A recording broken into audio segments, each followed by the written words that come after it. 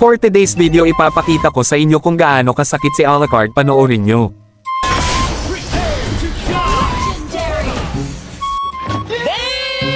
At kung di pa kayo naniniwala ito pa, huwag kayong kukurap.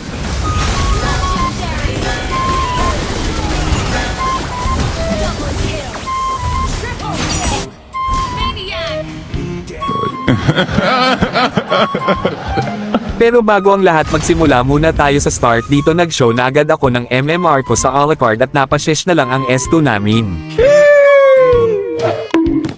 And dito kalaban ko pala si Dracula pero nakabalman, halatang mga ngagat na mamaya. Panoorin nyo ang mga nangyari guys and huwag kalimutan share.